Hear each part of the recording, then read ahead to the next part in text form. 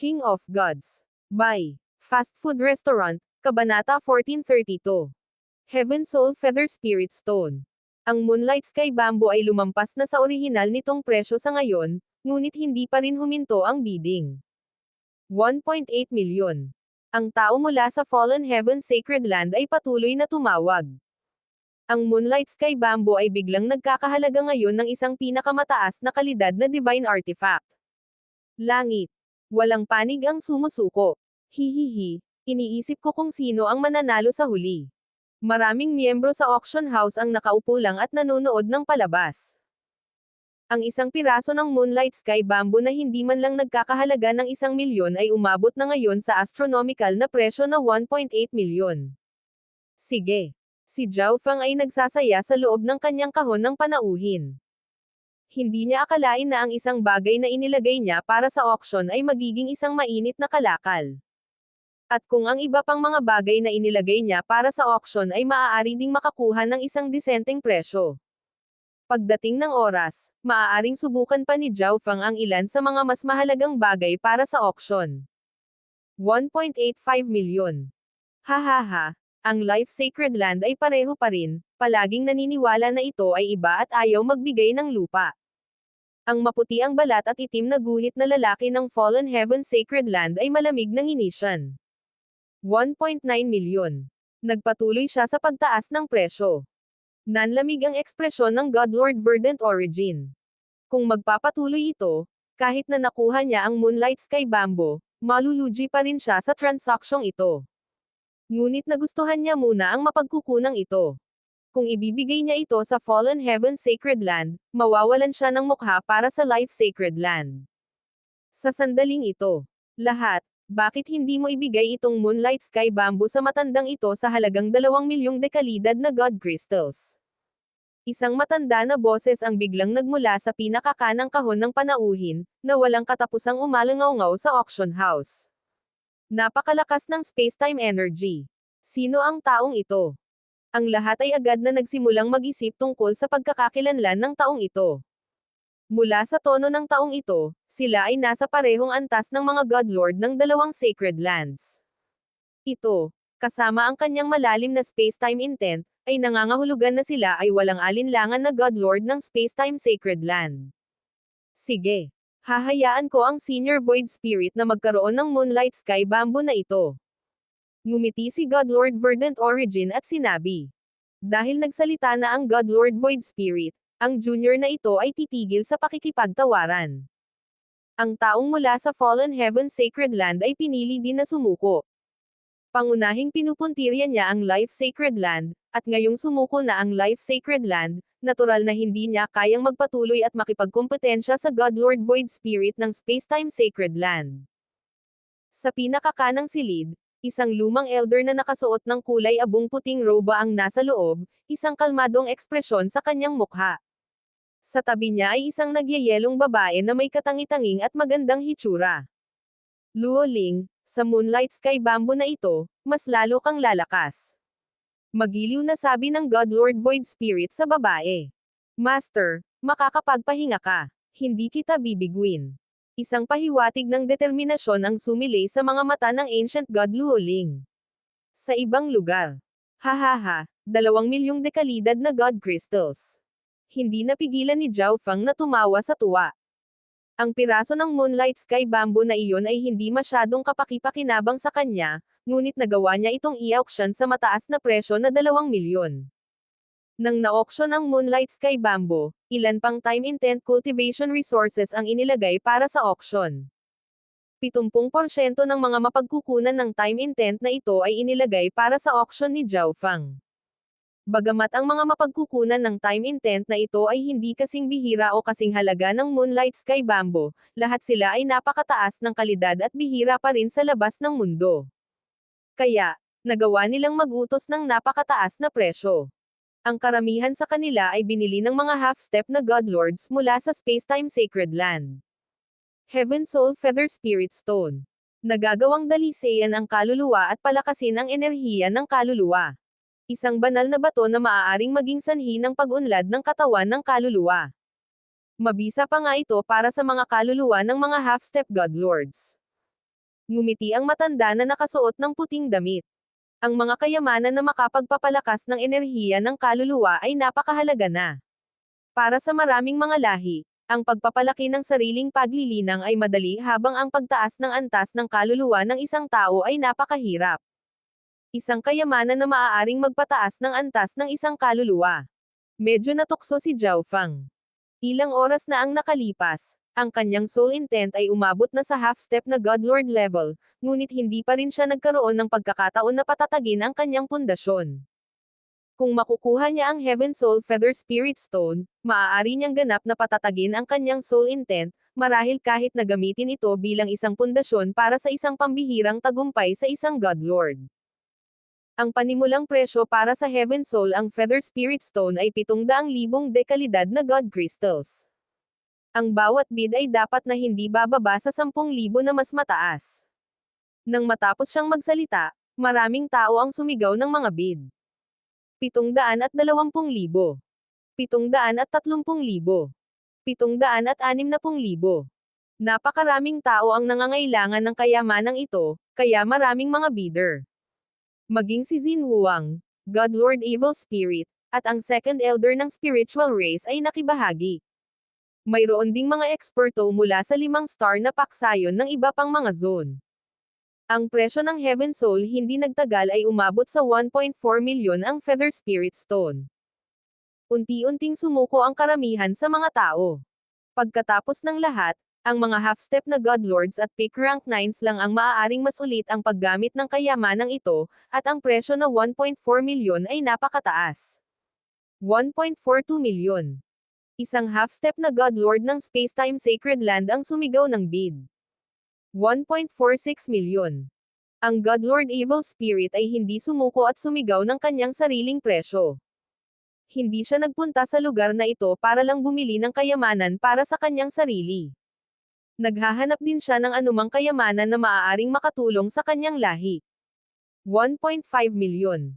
Biglang nagsalita ang Lord Verdant Origin ng Life Sacred Land. Ang in-demand na kayamanang ito ay mas mainit na pinagtatalunan kaysa sa Moonlight Sky Bamboo. 1.53 milyon. Sumigaw si Zhao Feng ng sarili niyang bid. Hindi siya nagkukulang para sa mga dekalidad na God Crystals, ngunit hindi rin siya handang makipag-away sa Sacred Lands. Sa sandaling ito, bawat isa sa 5 Sacred Lands ng 5 pangunahing zone ay may 1 o 2 tao na nagsisikap para sa Heaven Soul. Bato ng Feather Spirit. Hindi ka magtatagumpay. Ngumisi ang matandang babae mula sa Blazing Gold Race. Sunod-sunod na sinira ni Zhao Feng ang kanilang mga plano, kaya dapat ay sinubukan niyang gawing mas mahirap ang buhay ni Zhao Feng sa oras na ito. Gayunpaman, sa nakikita kung paano nag-aaway ang 5 Sacred Lands at maraming 5-star na paksayon tungkol sa kayamanang ito, nagpasya siyang manatiling walang kinalaman. Ang presyo ng Heaven Soul mabilis na umabot sa 1.7 milyon ang Feather Spirit Stone. Napakataas ng presyong ito, at ang karamihan sa mga tao ay nag-drop out na. 1.73 milyon.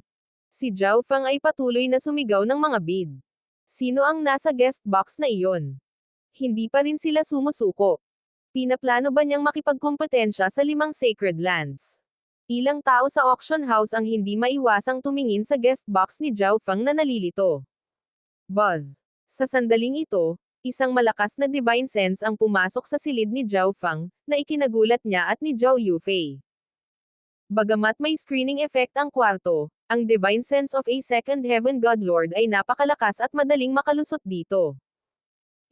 Ikaw. Nagulat si Godlord Verdant Origin. Ang Godlord Verdant Origin ay isang second heaven Godlord ng Sacred Land, isang makapangyarihang eksperto sa kanyang sariling karapatan, kaya natural na hindi siya nakaramdam ng takot sa paggamit ng kanyang divine sense upang makita kung sino ang nasa kahon ni Zhao Feng. Narito ang junior na ito. Pabalik na mensahe ni Zhao Feng. Ang mga negosasyong pangkapayapaan noon ay hindi masyadong patas sa spiritual race, kaya ititigil ko ang pagbid para sa Heaven Soul Feather Spirit Stone na ito. Bumalik ang mensahe ng Godlord Verdant Origin, kung saan tumigil siya sa pagbid. Nagulat ito kay Zhao Feng. Hindi niya inaasahan na susuko ang Godlord Verdant Origin matapos malaman kung sino siya. Nagbigay ng paliwanag ang Godlord Verdant Origin, ngunit hindi siya nagpakita ng parehong paggalang kapag nagbibid laban sa iba pang mga eksperto sa spiritual race. Tila nagustuhan ng Godlord Verdant Origin si Zhao Fang. Ang pagsuko ng Life Sacred Land Godlord Verdant Origin ay nagulat sa maraming eksperto sa auction house. Mukhang ang tao doon ay medyo tanyag. Maraming tao ang nag-isip na kailangang mayroong kahit man lang na Second Heaven Godlord sa loob. Ang Godlord Verdant Origin ay sumuko na ng isa pang malakas na Divine Sense ang dumating. Spacetime Sacred Land. Ibinaling ni Zhao Fang ang kanyang mga mata sa pinakakanang silid. Isang binata, ang pinakamataas na rank 9. Nagulat ang Godlord Void Spirit. Siya ay orihinal na naniniwala na si Zhao Fang ay kailangang maging isang Godlord o isang tao mula sa isang sacred land. Kung hindi, bakit sumuko ang Godlord Verdant Origin? Luo Ling, ginugugol ko ang halos lahat ng oras ko sa pag-iisa at walang gaanong pag-unawa sa labas ng mundo. May alam ka ba tungkol sa taong ito? Ang Godlord Void Spirit ay lumikha ng imahe ni Zhao Fang. Siya yon. Ang Ancient God Luo Ling ay tumitig sa imahe ni Zhao Fang sa gulat. Oh, mukhang may background ang batang ito. Ang Godlord Void Spirit ay malumanay na ngumiti. Siya ay may malalim na pag-unawa sa kanyang disipulo at alam na walang ordinaryong peak rank 9 ang maaaring maging sanhi ng pagkabigla ng Ancient God Luo Ling. Master, ang taong ito ay tinatawag na Zhao Fang, isang henyo ng spiritual race. Nabalitaan na siya ay direktang pumasok sa rank 6, at mabait din siya sa iyong disipulo. Ang Ancient God Luo Ling ay makatutuhanang sumagot. Inimbestigahan niya si Zhao Fang pagkatapos bumalik sa Spacetime Sacred Land. Direktang pumasok sa rank 6. Ang Godlord Void Spirit ay bahagyang nagulat. Kahit na ang quasi-god prodigy ng Sacred Lands ay bihirang direktang makamit ang rank 6. Kalimutan mo na. Ang iyong master ay nagbid para sa kayamanang ito para sa iyong kapakanan pa rin. Napabuntong hininga ang Godlord Void Spirit. Samantala, ang presyo ng Heaven Soul ang Feather Spirit Stone ay patuloy na tumataas. Ngunit sa sandaling ito, tumawa ang isang nakakatandang boses. Dito titigil ang matandang ito. Sana makuha ng young friend Zhao ang kayamanang ito. Ang Godlord Void Spirit ay umatras. Sino lang ang taong ito? Ang unang Godlord Verdant Origin ay sumuko, at ngayon ang Spacetime Sacred Lands Godlord Void Spirit. Mas maraming nalilitong boses ang umalangaw-ngaw sa auction house. Ang pag-alis ng dalawang Sacred Lands ay pumukaw sa kuryosidad ng mga bidder sa iba pang mga guest box. Maging si Zhao Fang ay medyo nagulat. Kung tutuusin, dapat wala siyang relasyon sa Godlord Void Spirit. Sa pagkakataong ito, hindi napigilan ni Zhao Fang ang sarili at ginamit ang kanyang God Spiritual ay para tingnan ang kwarto ng Godlord Void Spirit. Siya ba? Naunawaan kaagad ni Zhao Fang. Kasabay nito, buzz.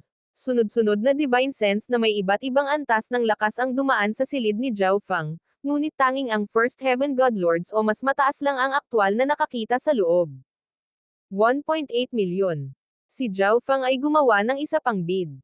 Kahit na ang presyong ito ay higit na lumampas sa aktwal na halaga ng Heaven Soul Feather Spirit Stone, kailangan ni Zhao Fang ang kayamanang ito at handang bayaran ang napakalaking halagang ito. Kakaiba, walang tumawad sa kanya sa pagkakataong ito. Marahil ang iba pang dalawang Sacred Lands na sumuko ay naging dahilan upang ang mga miyembro ng iba pang Sacred Lands ay mas bigyang pansin si Zhao Fang. Nagkaroon din ng katotohanan na ang kaluluwa ng langit ang Feather Spirit Stone ay pinaka-epektibo sa kalahating hakbang na Godlords at sa ibaba. Kaya, nakuha ni Zhao Fang ang Heaven Soul Feather Spirit Stone sa presyong 1.8 million. The 8 Ultimate Sacred Heavens Art, isang divine level na top-class na sining na nilikha ng isang makapangyarihang kapangyarihan ng Sacred Heaven Race ng Ancient Era. Maaaring linangin ng isang tao ang sining na ito hanggang sa pinakamataas na antas ng First Heaven Godlord.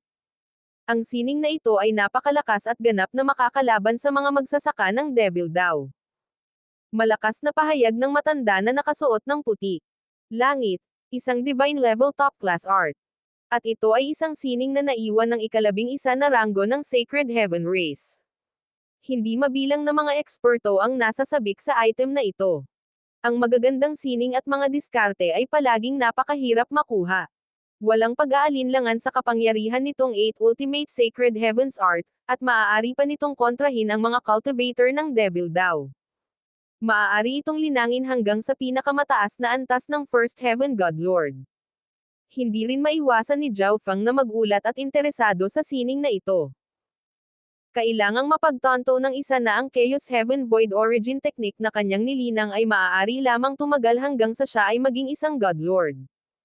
Ang 8 Ultimate Sacred Heavens Art ay may medyo prestihiyosong background, na nilikha ng isang makapangyarihang eksperto ng ika-11 na ranggo ng Sacred Heaven Race. King of Gods, Kabanata 1433. Ang kasukdulan ng auction. Ang panimulang presyo para sa 8 Ultimate Sacred Heavens Art ay 1.5 milyong dekalidad na God Crystals.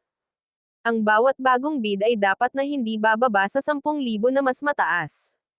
Ang panimulang presyo ng 8 Ultimate Sacred Heavens Art ay mas malaki kaysa sa anumang naunang bagay para sa aksyon. Ang ilan sa mga huling bid ay hindi man lang umabot sa 1.5 milyon. Ngunit sa sandaling matapos magsalita ang matanda na nakasuot ng puting damit, maraming tao ang mabilis na nagbid. 1.6 milyon. 1.62 milyon. 2 milyon. Ang presyo ng 8 Ultimate Sacred Heavens Art ay tumaas ng walang katulad na bilis, mabilis na umabot sa 2 milyon. Ang mga bidder ay halos kalahating hakbang na Godlords o Godlords. Si Xin Huang ay tumawag din ng isang bid, ngunit ang presyo ay tumataas ng napakabilis na ang pinakamataas na presyo ay malamang na lumampas sa kanyang mga pagtatantya, kaya nagpa siyang sumuko. 3 milyon. Isang Godlord ng isang 5-star faction sa ilalim ng Spacetime Sacred Land ang biglang gumalaw, sumisigaw ng nakakagulat na presyo. Gayunpaman, bahagi lamang ng grupo ang sumuko. Mayroong kahit na maraming mga paksayon na tila dead set sa pagkuha ng sining. Pagkatapos ng lahat, ang isang makapangyarihang sining ay maaaring magbigay sa isang magsasaka ng lakas na higit sa normal at magpasya kung hanggang saan sila makakapatuloy sa martial path. Bagamat bihira ang pinakamataas na kalidad ng mga divine artifact, sila ay mga panlabas na bagay pa rin.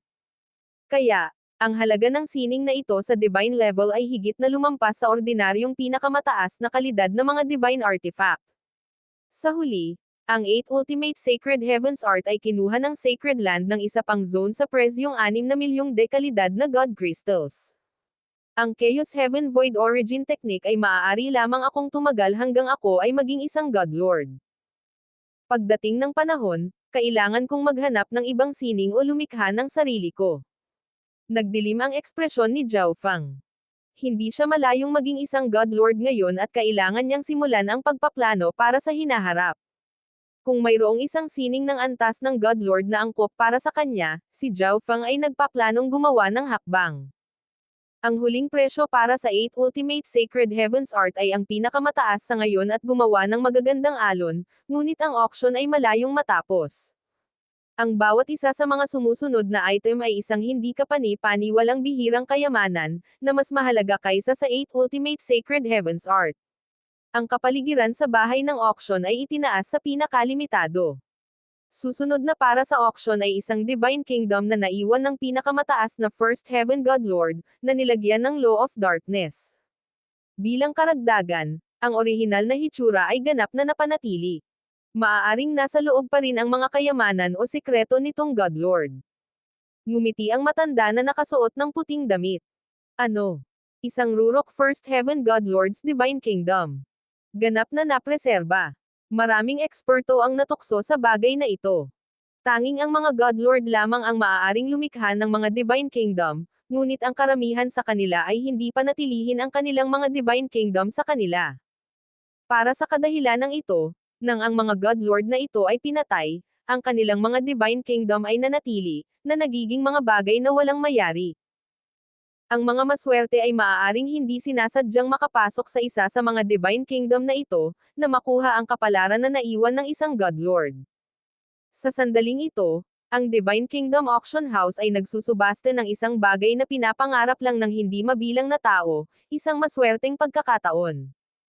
Divine Kingdom. Ang pagkabigla ay lumitaw sa mga mata ni Zhao Feng. Hindi niya inaasahan na maging ang Divine Kingdoms ay mabibili. Kung ang isang kalahating hakbang na God Lord ay magagawang pinuhin ang Divine Kingdom na ito at magmana ng kapangyarihan nito, kadalasan ay magkakaroon sila ng 70% pagkakataon na maging isang God Lord. Kung ang enerhiya ng batas ay tumutugma sa isang God Lord expert, maaari nilang pagsamahin ang Divine Kingdom na ito sa kanilang sariling Divine Kingdom, na gagawin itong hindi masisira. Ang matanda na nakasuot ng puting damit ay nagdagdag ng karagdagang paliwanag sa mga gamit at halaga ng Divine Kingdom na ito. Siyempre, mayroon ding mga kapintasan sa paggamit ng isang Divine Kingdom upang maging isang God Lord, dahil makakaapekto ito sa potensyal ng isang tao sa hinaharap. Ngunit tiyak na pipiliin lamang ng auctioneer na pag-usapan ang mga pakinabang. Ang isang Divine Kingdom ay maaaring lumikha ng isang God Lord. Hindi nakakagulat na ang Blazing Gold Race ay nagmamalasakit sa Divine Kingdom na nakuha ni Zhao Yufei. Kung hindi niya ito narinig mula sa matandang auctioneer, hindi malalaman ni Zhao Feng ang tungkol dito. Ang kanyang pangunahing layunin sa pagpunta dito ay upang bumili ng mga kayamanan na maaari niyang tulungan siyang makapasok sa antas ng God Lord. Gayunpaman, ang Divine Kingdom na ito ay medyo sobra, at ang Divine Kingdom ay naglalaman ng isang Law of Darkness, na si Zhao Feng ay walang anumang kadalubhasaan. Taglay niya ang Spacetime Robe at Ancestral Artifact Fragment, kaya pinakamainam kung maglakad siya sa daw ng Spacetime. Natukso rin si Xin Huang, ngunit maaari niyang hulaan na ang presyo ng Divine Kingdom na ito ay walang alinlangan na abot langit. Ang panimulang presyo ay 3 milyon.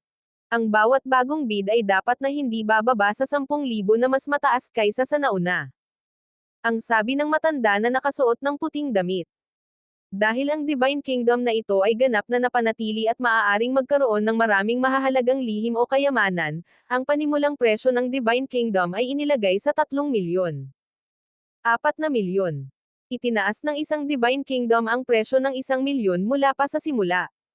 Ngunit ang kanyang bid ay mabilis na nalunod. 4.1 milyon. 4.12 milyon.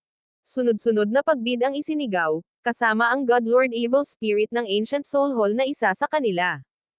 6 na milyon. Malakas na tinawag ng God Lord ng Fallen Heaven Sacred Land. Sa presyong 6 na milyong dekalidad na God Crystals, ang 8 Ultimate Sacred Heavens Art ay agad na napantayan.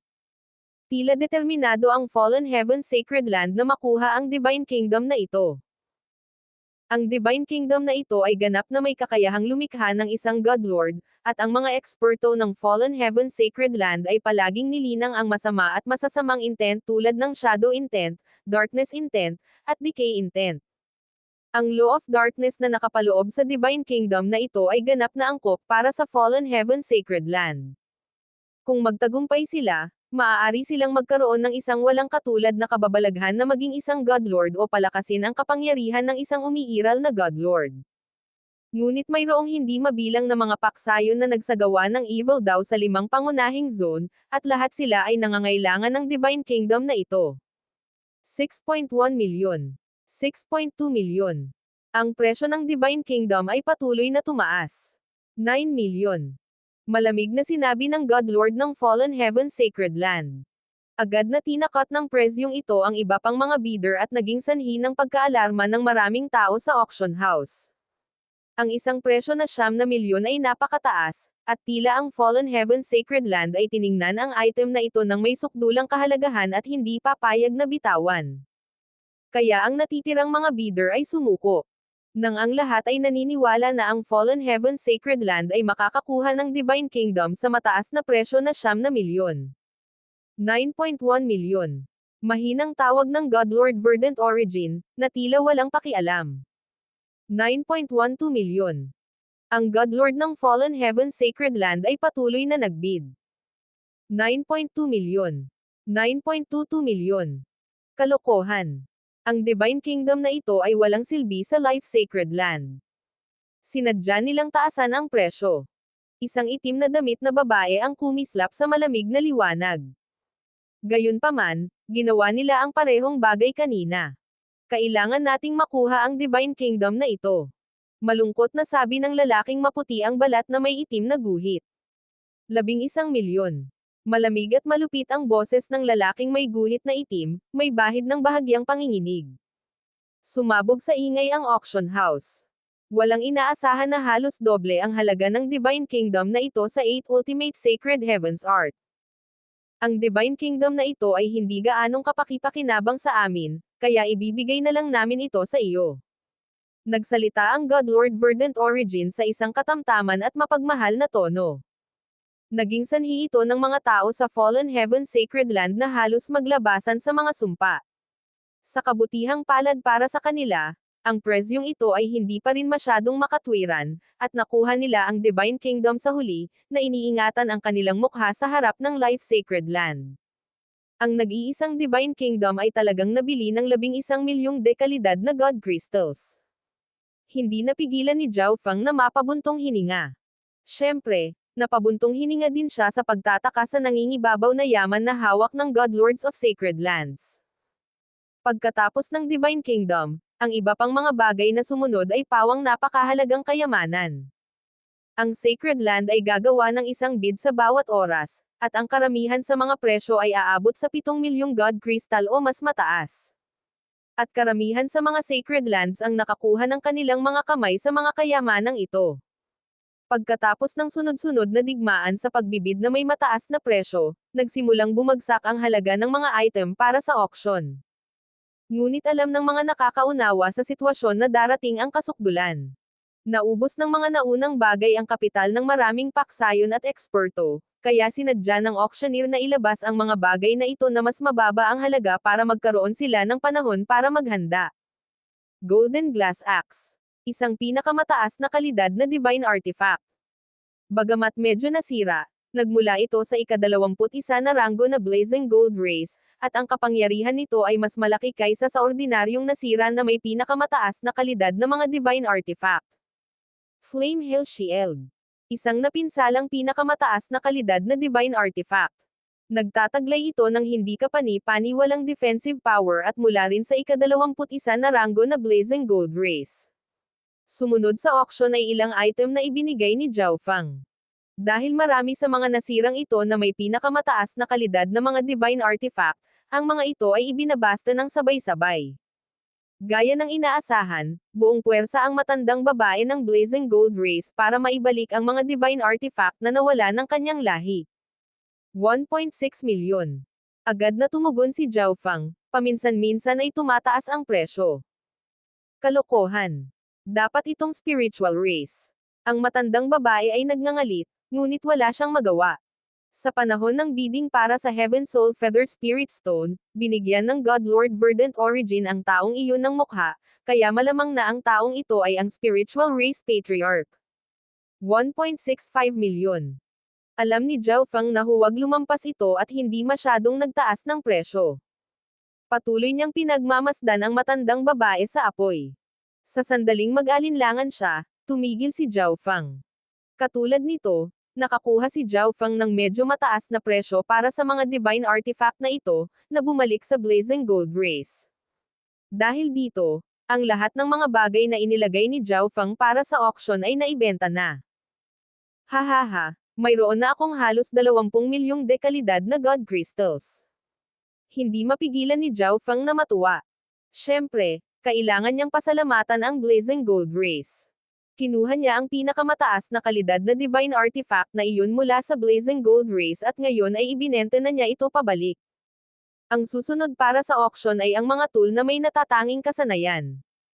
Ang mga espesyal na tool na ito ay walang alinlangan na konektado sa Heaven's Legacy Race. Halos lahat ng array at mechanism masters ng Ancient Desolate Realm of Gods ay nakadama ng hindi kapani-paniwalang pananabik para sa Heaven's Legacy Race, at ang mga produktong nilikha nila ay nagpakita ng impluwensya ng Heaven's Legacy Race. Ang ilan sa mga tool na ito ay may mataas na halaga habang ang ilan sa mga ito ay medyo mababa ang halaga. Ang pinakamahal na tool ay nakapagpalabas ng atake na katumbas ng isang First Heaven God Lord, at maaari pa itong ma-recharge pagkatapos gamitin. Ang espesyal na tool na ito ay naibenta sa halagang 4.5 milyon. Heavenly Demon Fire Dragon Blade. Isang top-class na pag-iral sa pinakamataas na kalidad na mga divine artifact. Ito ay mahinang nilagyan ng isang fire law at isang destruction law, at ang kapangyarihan nito ay sapat na upang sirain ang ordinaryong pinakamataas na kalidad na mga divine artifact. Nagmula ito sa ika-9 na ranggo ng Destruction Dragon Race. Dahil ang divine artifact na ito ay naglalaman ng fire law at destruction law, ang halaga nito ay higit na nalampasan ang space-time robe ni Zhao Feng. Pagkatapos ng lahat, ang isang normal na pinakamataas na kalidad na divine artifact ay naglalaman lamang ng top class na intent essence. Sa pinakamaraming, ito ay mahinang ilalagay ng iisang batas. Ang huling bid ay 10 milyon, halos ang presyo ng Divine Kingdom kanina. Devil Soul God Jade. Isang Devil Jade na naiwan ng isang God Lord of the Devil daw. Matapos masipsip at maunawaan ang enerhiya sa loob, ang isa ay makakabuo ng kakaibang Devil Soul Body. Ang Devil Soul God na si Jade ay maaaring maging sanhi ng kaluluwa ng isang tao na mag-evolve sa isang Devil Soul Body. Sa pag-abot sa antas ng God Lord, ang isa ay kailangang magbayad ng higit na pansin sa paglinang ng kaluluwa. Ang mga natatanging katawan ng kaluluwa ay walang alinlangan na mas malakas kaysa sa mga normal na katawan ng kaluluwa.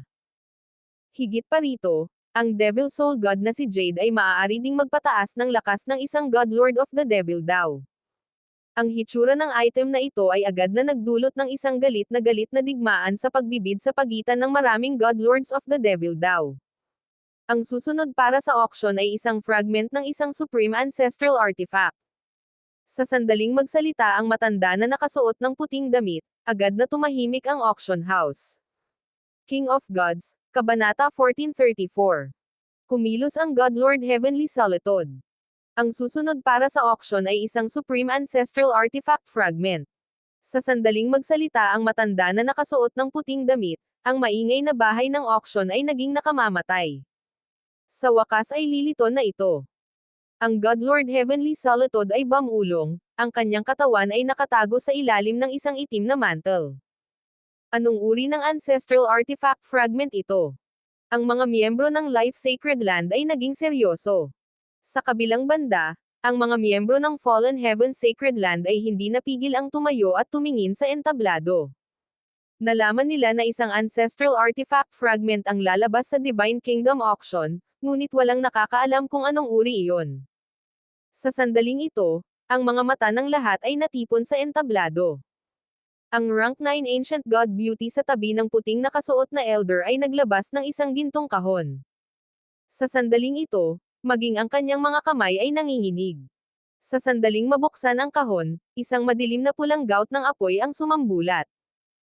Agad na tumaas ang temperatura sa auction house, at ang maliit na bilang ng rank 8 Ancient God ay agad na naramdaman na parang natutunaw ang kanilang mga katawan. Kasabay nito, ang Time Ancestral Artifact Fragment sa loob ng Interspatial Dimension ni Zhao Feng ay nanginag. Ito ay ang mata ni Zhao Feng ay tumusok sa mga layer ng fire energy upang malinaw niyang makita ang bagay sa loob ng kahon. Ito ay isang gininto ang pulang balahibo, ang ibabaw nito ay natatakpan ng maliwanag na pulang apoy na mga inukit. May madilim na pulang apoy na dahan-daang nag-aapoy sa dulo nito, na naglalabas ng nakakatakot na enerhiya ng isang fire law. Maging si Zhao Feng ay nakadama ng matinding pagnanasa para sa balahibong ito sa puntong ito. Pagkatapos ng lahat, nilinang din niya ang fire intent. Kahit na mayroon na siyang isang ancestral artifact fragment, ang ganitong bagay ay isang bagay na walang sino man ang mag-iisip na magkaroon ng higit pa. Isang ancestral artifact fragment Blazing Ihel. Nagulat ang God Lord Heavenly Solitude, kumikinang ang kanyang itim na mga mata. Maaaring ang balahibo na ito ay mula sa Blazing Hell. Ang kataas-taasang ancestral artifact ng Golden Crow race ng Ancient Era. Sa tingin na ito ay isang fragment ng napakalakas na ancestral artifact. Ang mga matandang halimaw na iyon sa auction house na nanirahan sa loob ng 10 hanggang 100 milyong taon ay lubos na pinag-aralan at agad na nakilala ang pinagmulan ng balahibong ito. Ang ancestral artifact fragment na ito ay nagmula sa pinakamataas na ancestral artifact ng Golden Crow race, Blazing Hell. Naglalaman ito ng pinakadalisay na batas ng apoy, at ang enerhiya ng apoy na hawak nito ay hindi isang ordinaryong apoy, ngunit Golden Crow Flame. Huminga ng malalim ang matanda na nakasuot ng puting damit bago dahan-daang nagsalita. Bilisan mo at magsimula na. May ilan na sa auction house na handang magbid.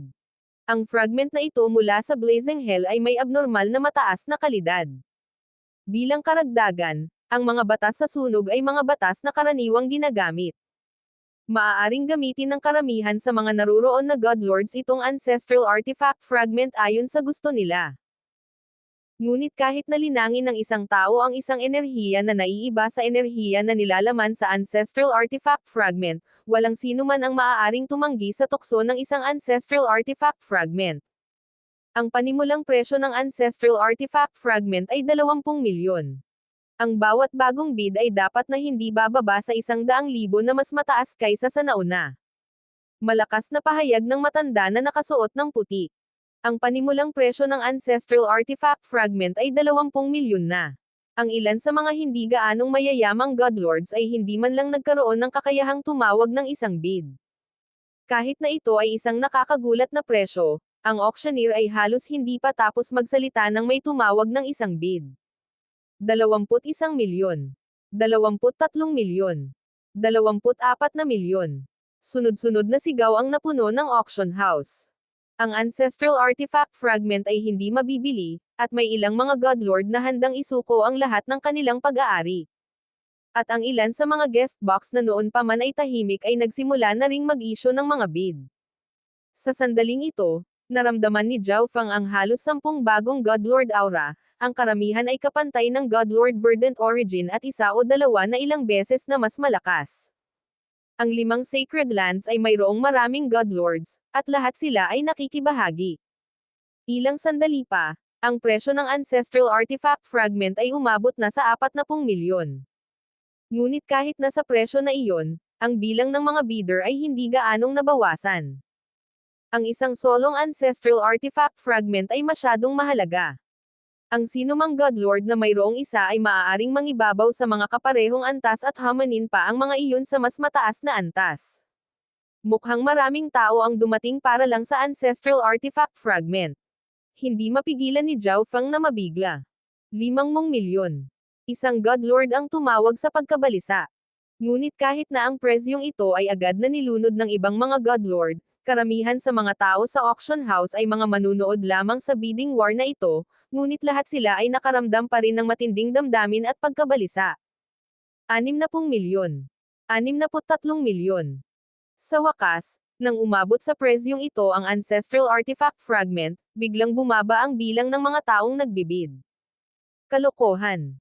Ang pagbid para sa Divine Kingdom kanina ay kumuha ng malaking halaga ng aming mga pondo. Ang puting balat na itim na guhit na lalaki ng Fallen Heaven Sacred Land ay medyo ayaw.